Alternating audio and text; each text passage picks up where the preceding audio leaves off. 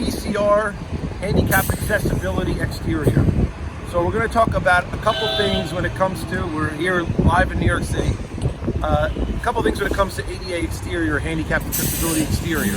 So first of all, let's talk about what it is we're looking at when it comes to exterior for handicap accessibility. First of all, the age of the building is a big indicator on what we're actually looking for. So come on over here.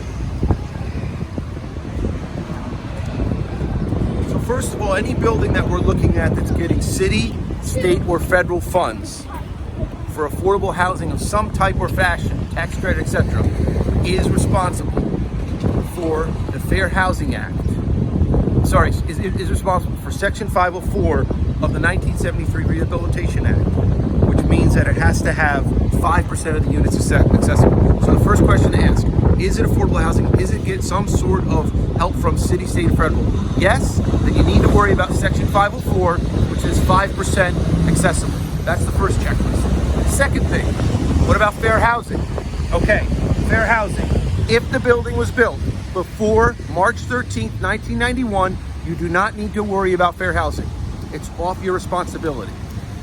What if it's a warehouse built 80 years ago that I gut and turned to residential? Doesn't matter.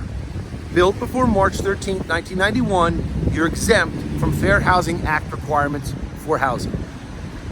What about ADA? Well, the Americans with Disabilities Act of 1990, which has been updated, doesn't actually apply to apartments. Now, it would apply to an on-site office, a laundry room, but it would not apply to apartments.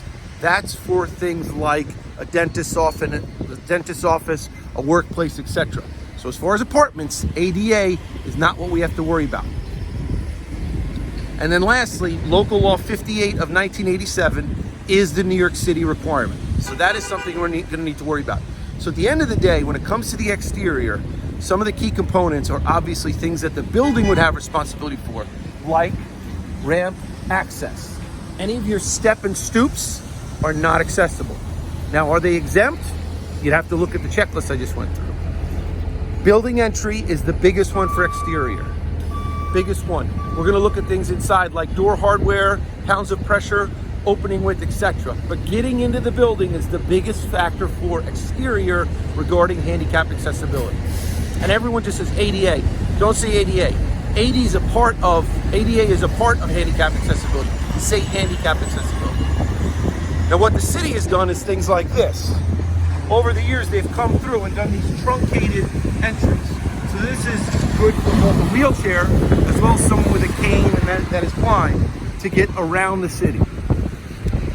So exterior, the first thing you need to ask yourself is, when was my building built? What's my usage?